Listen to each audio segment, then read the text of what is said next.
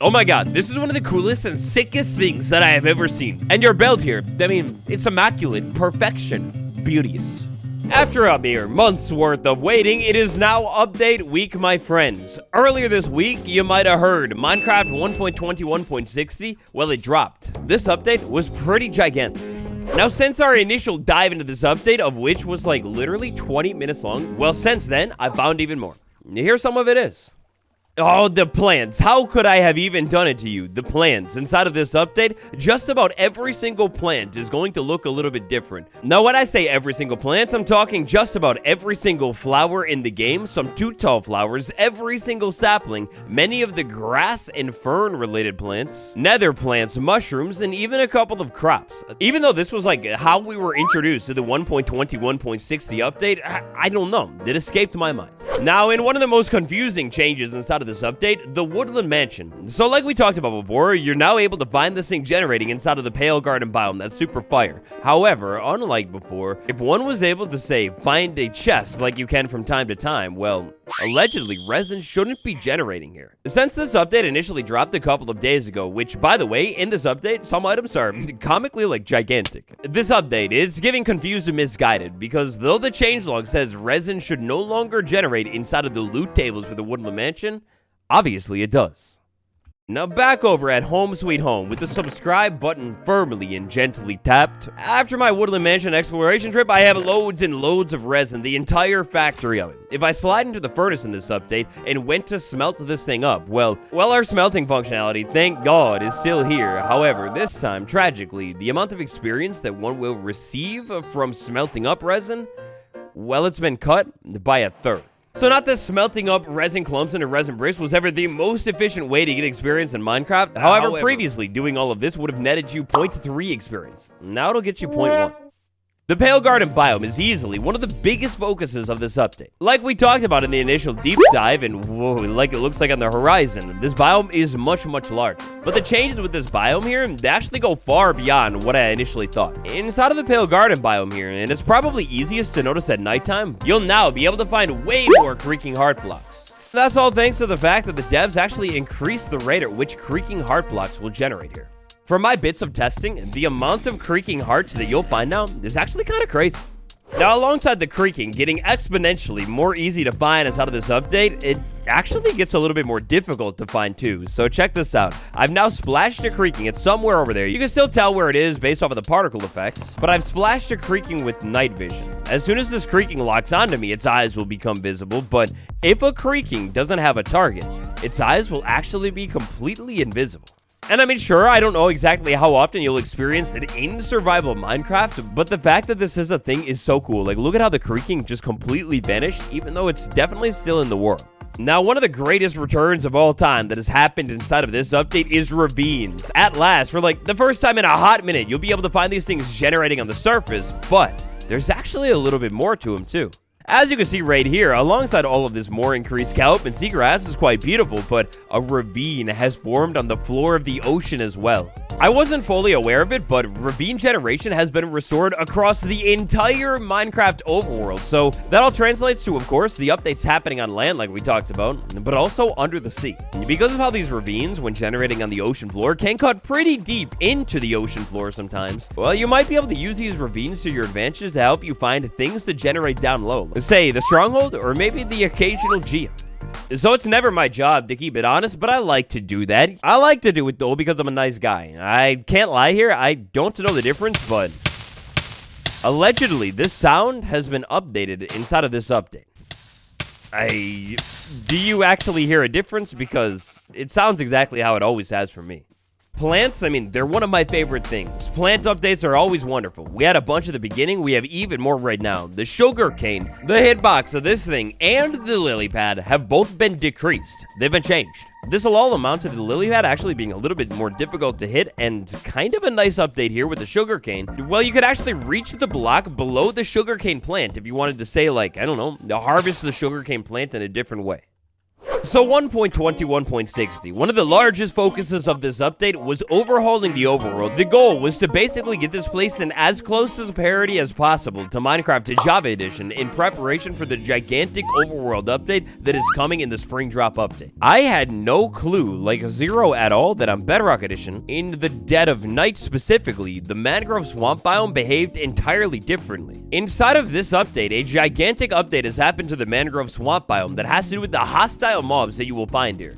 So I guess previously, before this update, the only hostile mobs that would spawn inside of this biome were slime and bogged.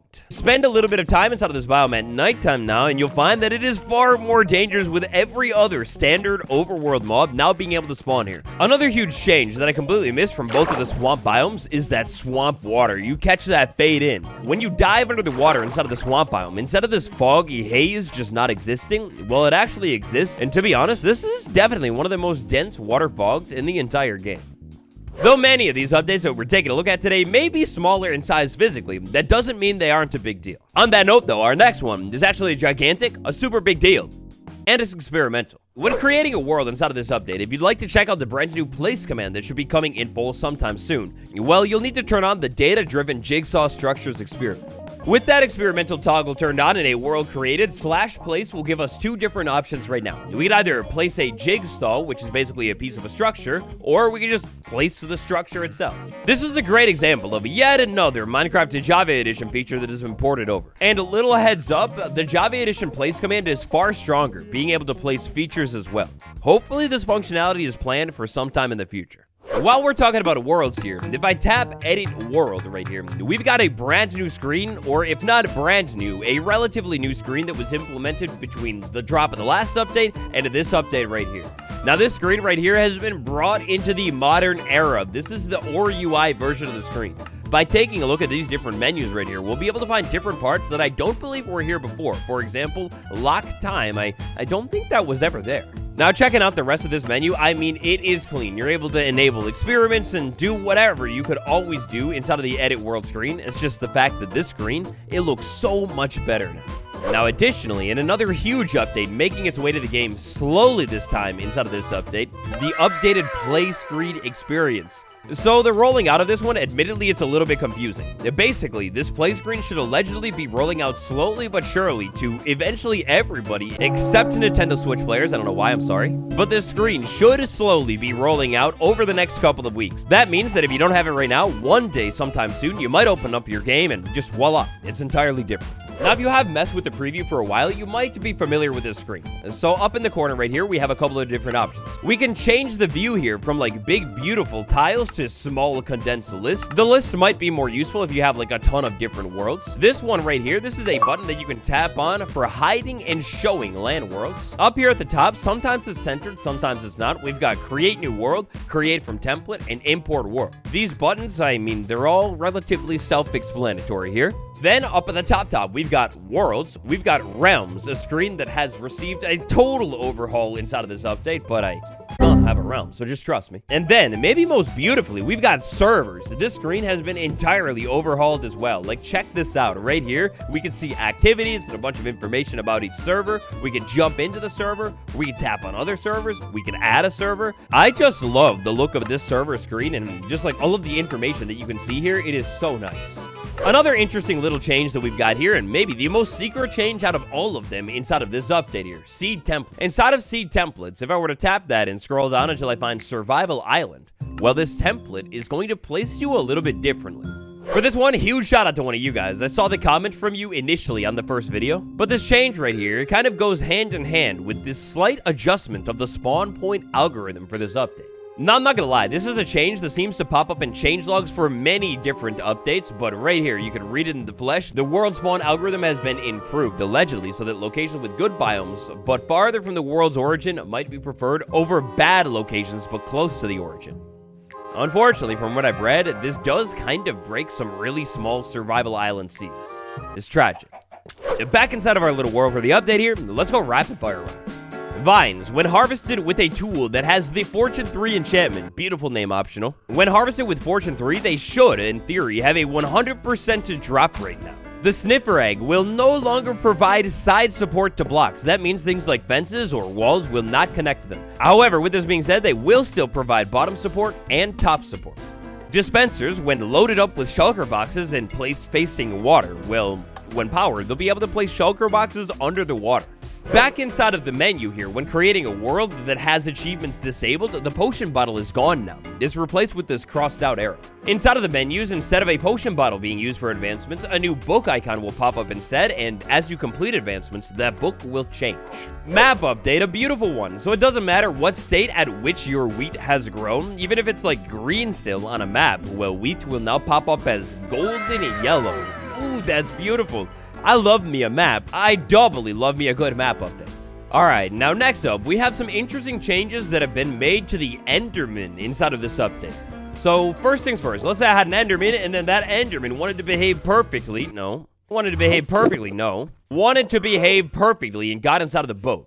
If I were to say aggro that enderman while it's inside of a boat, well, previously, this guy would have been able to glitch itself out of the boat, teleport over to you, and attack you. No longer will the enderman, even though this guy is flaming, furious at me, well, he's inside of a boat, so they can't go anywhere.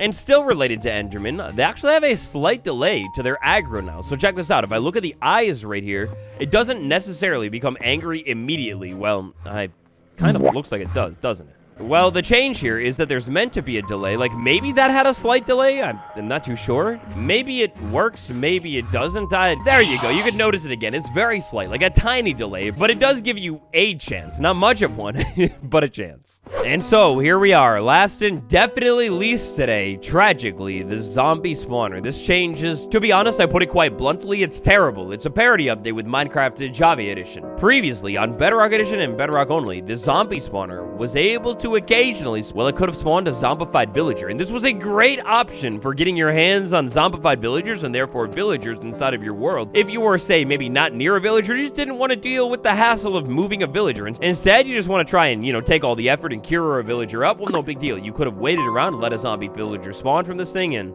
yeah, it will never happen now. This thing will be able to spawn baby zombies and normal zombies, but no zombie villagers. Additionally, I want to make a small clarification from the full update video. The pause feature, I talked about it near the end of it and mentioned that it was inside of the update. Well, at the last second, a bug was found and it was actually cut from the update.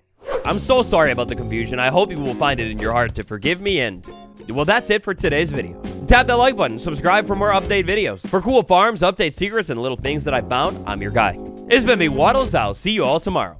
Thank you very much, besties.